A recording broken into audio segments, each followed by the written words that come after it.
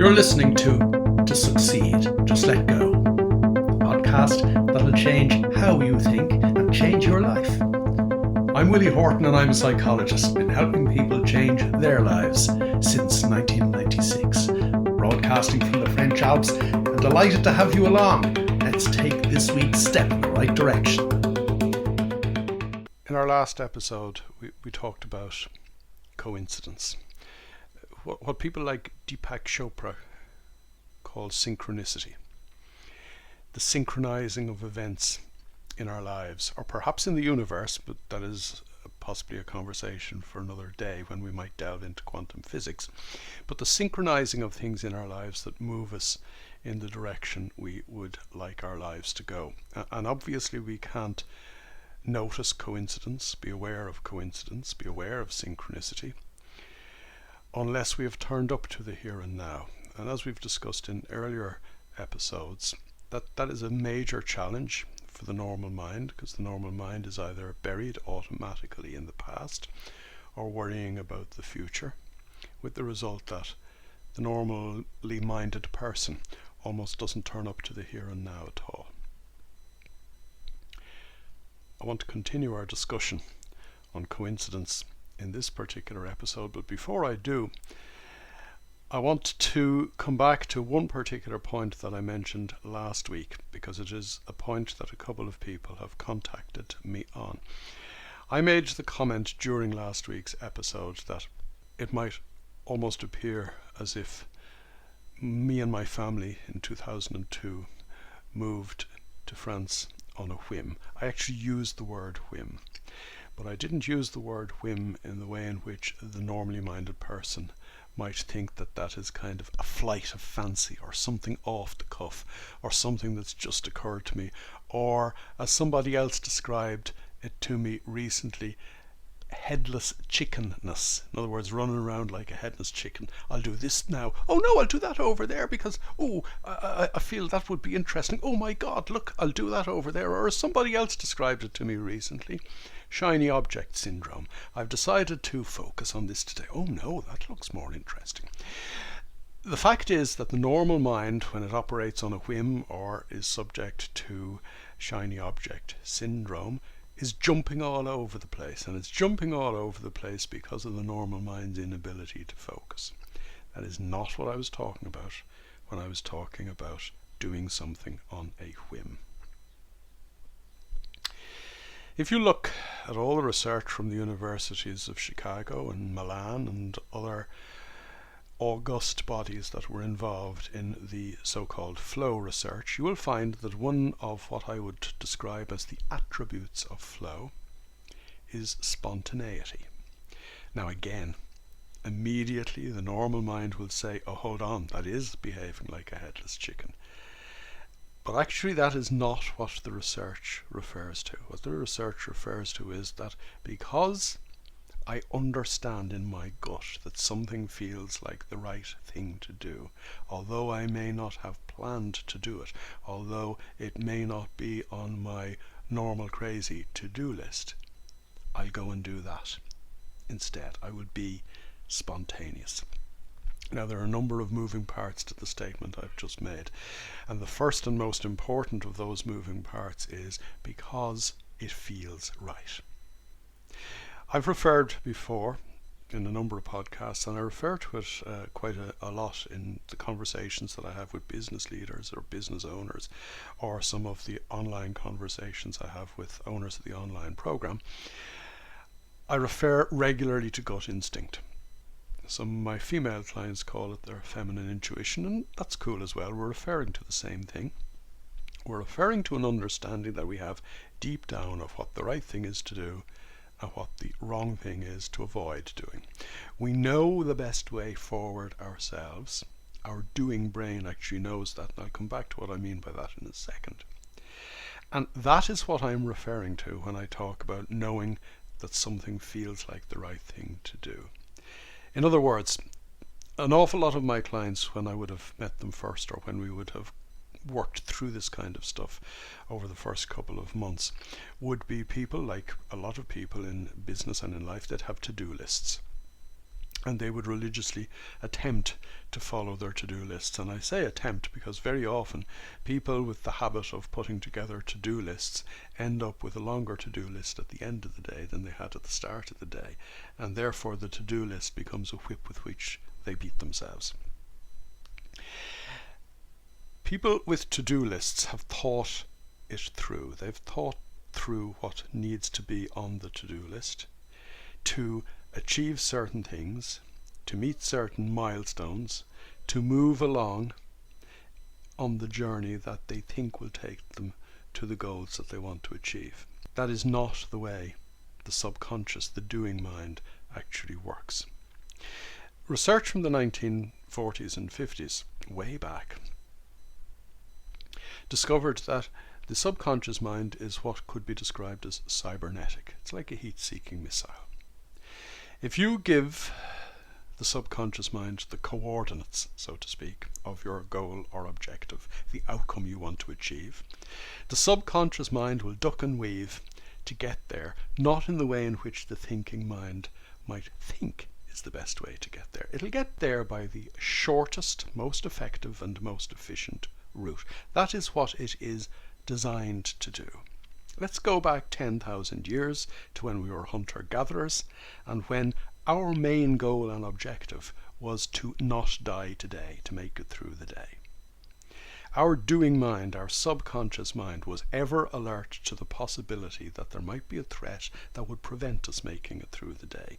So when, or if, the bushes rustled and a man or woman eating bear, lion or tiger leaped from the bushes and confronted us, it is our subconscious doing mind that would immediately spring into action. The thinking mind has no role to play in a situation like that.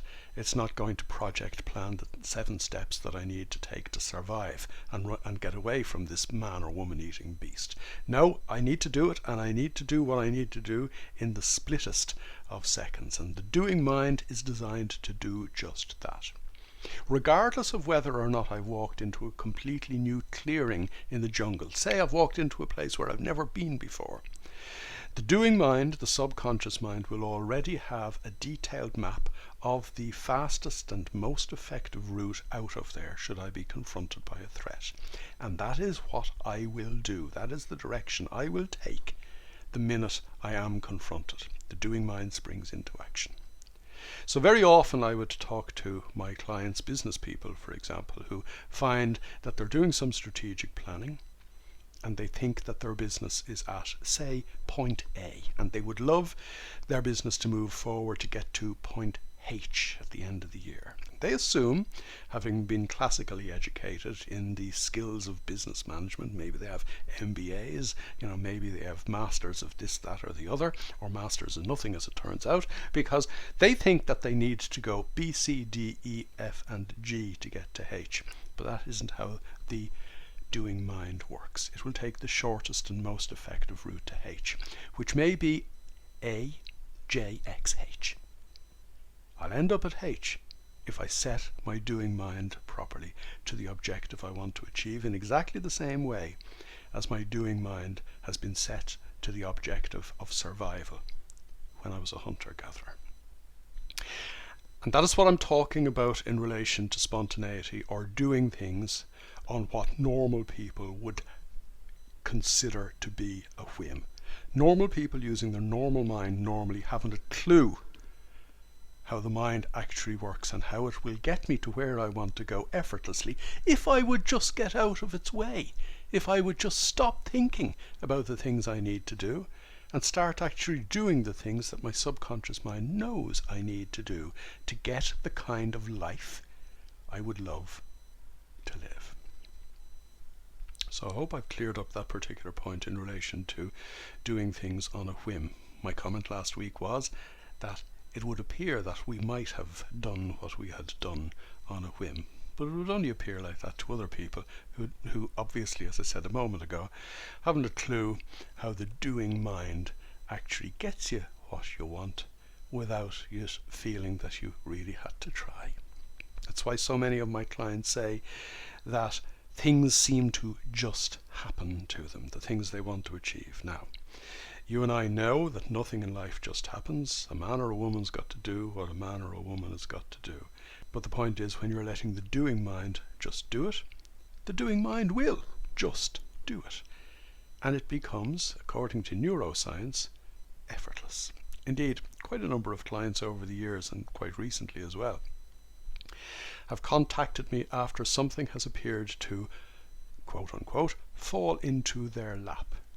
And very often I would get an email or a call saying, this is what you've been talking about when you've been talking about effortlessness. Oh, the struggle and the stress and the fight to move forward in the normal life. The struggle at this time of the year of keeping up to your normal New Year's resolutions, which have probably been dusted down from last year's or the year before's or possibly a decade ago.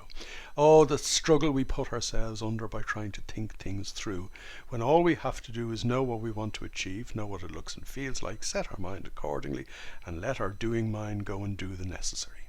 Spontaneity, operating on what appears to be a whim. This is how we get to where we want to go in the fastest, most effective and most efficient way. The shortest route to success. The effortless route to success. And obviously one of the key parts in relation to operating spontaneously is that I'm aware of what is going on and I'm aware of its importance or otherwise.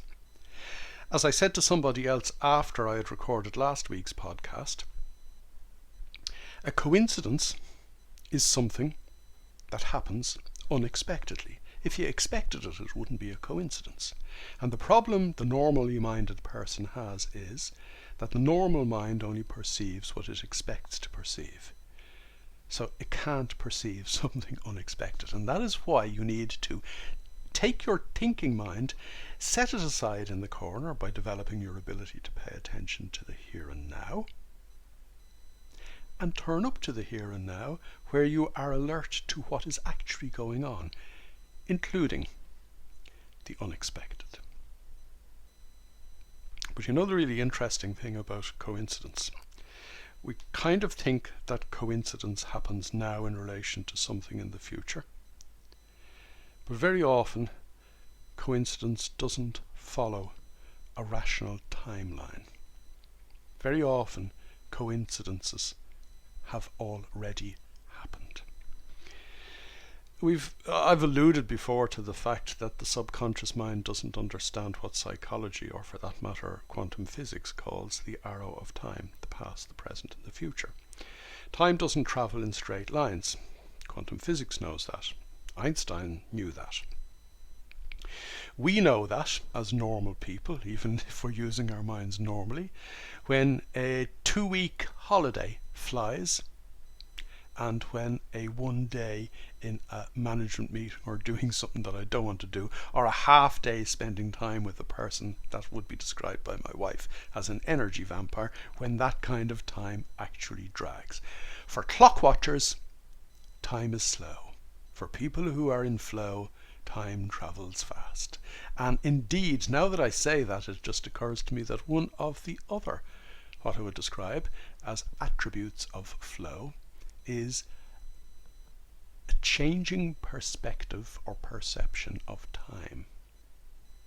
And it doesn't necessarily just allude to the fact that the old expression, time flies when you're having fun. It is a warped perception of time. I shouldn't use the word warp because it's a real perception of time. People who think that time travels in a straight line, they're the ones with the warped perspective, the warped perception. Just before I sat down to record this episode, I had a conversation with a client who was talking about last week's podcast episode. We were talking about coincidence, and we were talking about how coincidence often happens not in the timeline in the way in which we would, I was going to say expect it to happen, but you now know that anything that we expect is coming from our normal mind, and we really need to take those blinkers off. Anyway, I was talking to this client And he was talking to me about one of the top performers on his team. This lady has been with him for the last 2 years, and she is literally blowing away all the other people on his team as a result of her focus, her effectiveness, and her efficiency. And he told me this story about how about 2 years ago he was sitting down in his office, and one of the senior members of his team came into him with a pile of CVs, and he said, "Here is a list of the CVs of people who have applied for that job on our team." He said, "And I've sorted them between the people we have shortlisted and the people we want to interview on the one hand, and the rest of the CVs are just there, I suppose, for reference, to show you that we have gone through this process properly." My friend thumbed through all the CVs, and about 2/3 of the way through the rejected CVs was not a name he recognised, because he didn't really know the lady in question, but the CV of an individual that simply caught his eye as a result of the word Australia. The coincidence that led to this particular girl becoming one of his most prized team members had happened 5 years previously. He, along with about another 500 people, had been attending an international engineering conference, and over a cup of coffee during one of the short breaks, he had had a brief conversation with an Irish engineer who had just come back from spending 5 years in Australia.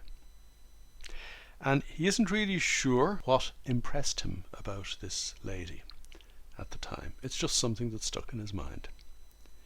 5 years later, he's thumbing through the list of rejected CVs. He sees the word Australia. He looks through it in detail and realizes that it is the CV of the girl that had made some subconscious impression on him 5 years previously. And he says to the guys who are going to interview potentials for this new position on his leadership team, "Would you include this lady in your interviews? I'd just be interested to see if a gut instinct that I have is something worth listening to."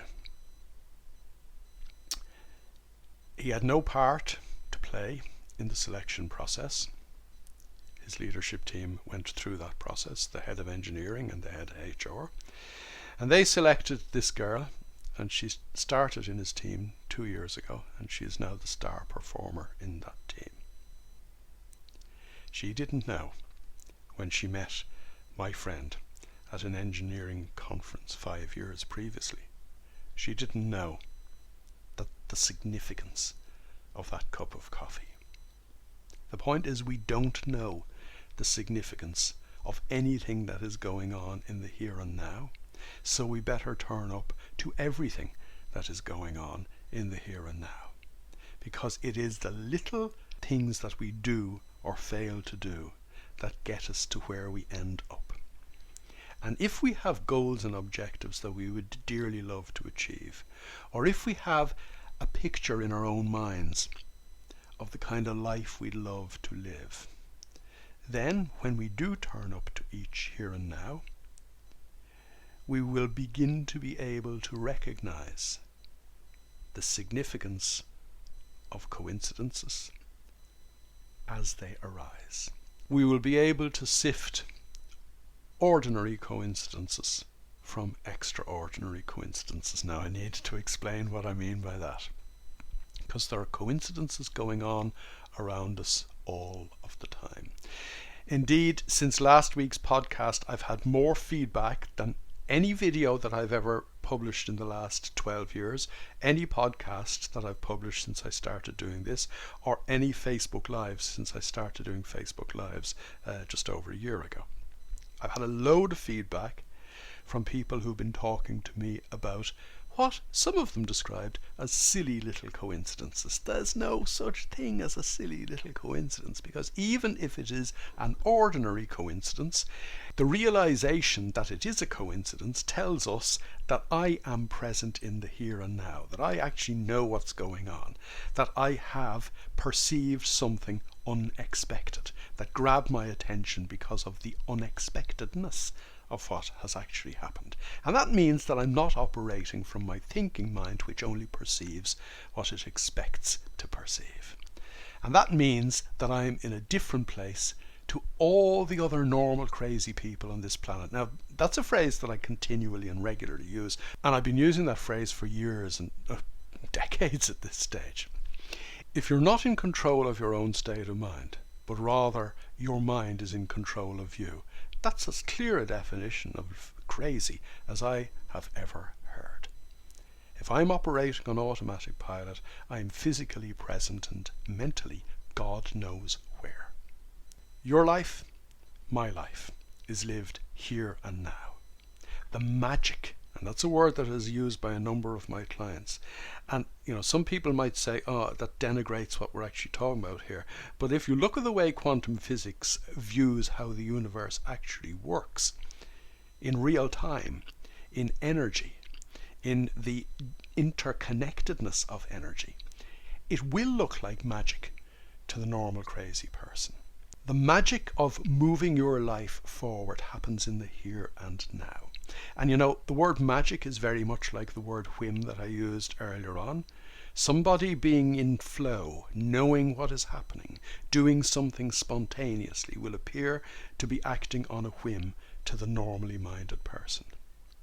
Somebody who is achieving things as a result of being in the zone and just doing the right thing to the extent that what they want falls into their lap looks like magic to the normally minded person.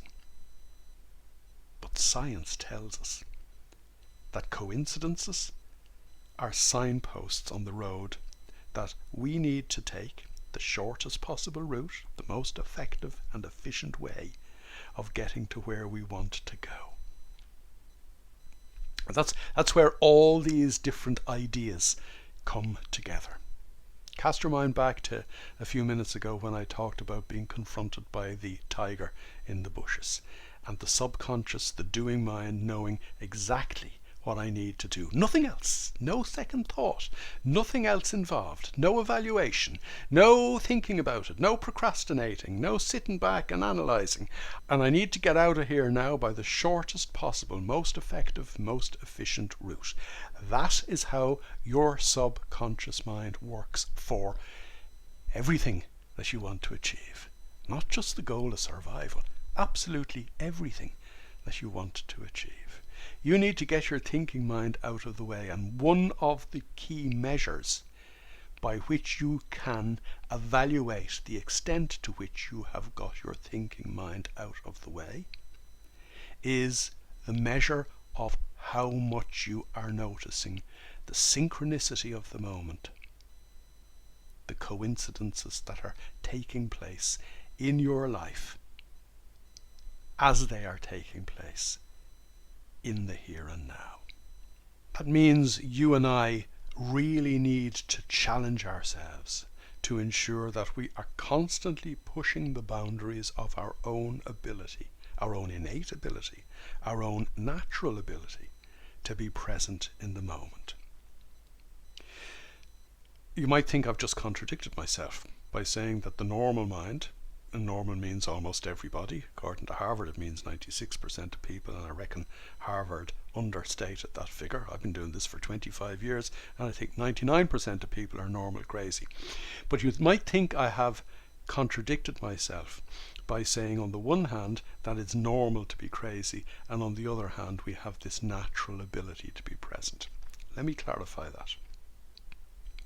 When you were 3, you were in the zone all of the time. Unfortunately, you didn't have the proper filters to ensure that you didn't take stuff in that would damage you, and that you only took stuff in that would lead you in the right direction. We didn't have that filter when we were 3 years old. But when you were 3, you were completely and utterly present. It is your true nature to be present. Now, by the time you got to 11 or 12, on the basis that your developmental psychological trajectory up to the age of 12 was all designed to get you to a point where you could go out hunting for tonight's dinner without worrying about all the routine stuff of everyday life, without giving it a second thought, by doing it all automatically based on the thought programs that you had learned, particularly in the third year of your life, but all the way up to 12. By the time you got to 12 or 13, by the time we were ready to go out and hunt for tonight's dinner, our minds had actually begun to operate in a completely different way. We began to operate routinely from the thought programs that would enable us, get us through the day, so that our complete and utter clarity of mind, which was our true nature when we were 3 years old, was held in reserve for life-threatening situations. We need to get back to that true nature of being able to be simply here in the zone, free from the looped thoughts that hold us back. When we even begin to get there, we begin to notice what's going on. First of all, we begin to notice the utter madness of what's going on with other people, but we begin to notice the little signposts that will bring us in the direction that we want our life to go. Somebody said to me last week, or after last week's podcast episode, that they were intrigued by some of the coincidences that led us to move to France. But I've loads of stories like that, and I've loads of stories from my clients like that as well. But there is one particular story I want to finish this particular episode on, and that is back when I was still working in banking, and back when I had all kinds of different ideas about what my own business might be like. One of the things that I settled upon was developing a piece of software for financial planning purposes. You must bear in mind my original background is as an accountant, tax consultant and banker. I got this notion into my head that I wanted to design a very particular piece of high-functioning financial planning software. And I explained what I wanted to do to a few people in the IT world, and they hadn't a clue what I was talking about. So I decided, and maybe it's the fact that I'm a little bit pig-headed, I decided, hold on, if nobody knows what I'm talking about, I'll learn to program and I'll make this piece of software myself. Now, I actually had that penny drop one morning when I was on my way into work, when I was still working in life insurance. This is probably 1988. It was pouring rain that morning, so rather than take my normal route to work, I walked down an alley to cut through from where I parked the car, in through a bookshop and out the other side to get into my office. But in my haste running through the bookshop, I tripped and fell into a pile of basic programming books. I actually literally fell over the book that first taught me how to get a computer to talk back to me, to get a computer to do the things that I actually wanted the computer to do. This stuff is happening all the time. It's happening in your life all the time. It's happening in our lives all the time. We need to simply be alert and wake up to the fact that when we do fall over a pile of books, it may be more significant than simply the fact that we made a fool of ourselves in a bookshop. And the reason I say may, and we'll come back to this in another episode, is that, as I said earlier on, not all coincidences are equal. But until you turn up to the here and now and notice the coincidences and know where you want to go in your life, you won't know the difference. You've been listening to Succeed, Just Let Go. To get involved, join me in my Facebook group, strangely enough called To Succeed, Just Let Go. And for more information, visit www.willie-horton.com.